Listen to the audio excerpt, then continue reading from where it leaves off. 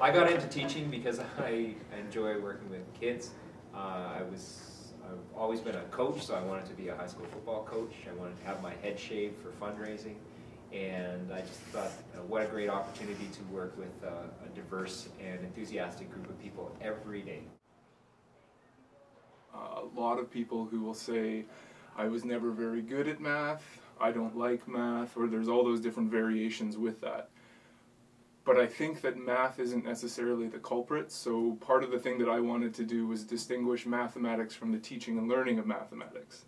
So a lot of the reason for people not liking math is because they had a bad experience connected with the teaching and learning of mathematics. I started helping in the resource room in our school and doing kinds of things like that, and decided I really loved working with kids. And so at my age, in my context, there were a lot of choices of what you could do, things that I knew about doing. So, you know, I could be a nurse and I could be a teacher, and I wasn't all that creative about other things I could do, so I picked teaching. And actually, how many years later? 30 years later, I wouldn't change it for anything. You need to hold on to your non-teacher friends like grim death, because if you get rid of them, then you're going to be surrounded with people who are very like-minded, and you will never ever be able to get away from shop talk. Also, if you have those individuals in your life right now, non-teacher friends, do whatever you can to keep your non-teacher friends, because it's a very, very fresh perspective to have when you go out to social events and have conversations. For new teachers, so people who are teacher candidates, I would say don't get too stressed about your coursework. Maybe that's a bad message, but you learn so much from other people and from being in different situations. You can certainly have your eyes opened and you can understand new concepts and ideas, but people who spend so much time worrying about getting everything absolutely right often miss a lot of things. And I think if you learn what you need to learn and then get into those situations, you will learn a lot more from actually being in classrooms and being with other teachers and other educators. For me, the really important thing is that you have a touchstone. When you don't know what to do, when you're not sure, when you're getting challenged to do things differently than you are, that you always come back to those beliefs and say, for example, fair is unequal. What would that look like in this moment? So for me, the best advice is know what you believe, know who you are, know what you want to achieve as a teacher, and then you can figure out everything else after that.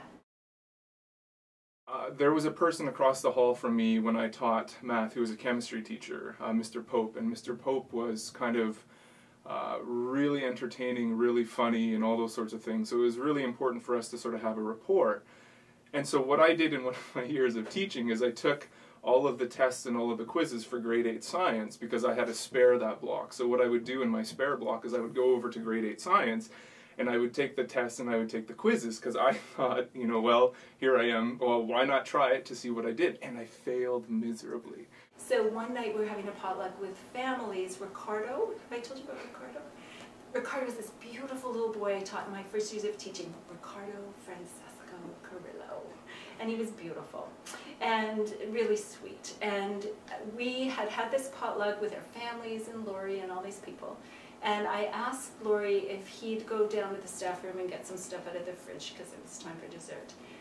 So Rick and Lori headed down the hallway to get ice cream or something. And Ricardo reached up, he's just a short little guy, 8 years old, kind of pudgy. And he reached up to Lori and he shook his hand and said, "Lori, sure like your wife. She's a great gal." I remember being at Princess Alex and turning around helping someone, and I looked out the window and there was a kid plastered to the outside of the window, and he was out walking on the ledge that was about this wide outside the window, and we were on a second floor with a big cement pad around it. And yeah, my heart pretty much leapt, and then I leapt over across 2 desks or whatever to get to the window, and I just reached around, and his name was Clinton. And I reached around and grabbed him by the scratch, you know, my arm is outside the window, and I pulled him back into the classroom, and we went all the way down to the principal's office on the second floor, and his toes did not touch the ground the whole way down. And I think my eyes were about this big, and I set him in the principal's office, and I just said, "Stay there." And then I just left because I was scared for him, but I was also kind of freaked out. And then I left my zoo of students all alone at the same time, so that was That was pretty memorable. There's nothing in your insight classes that prepare you for that.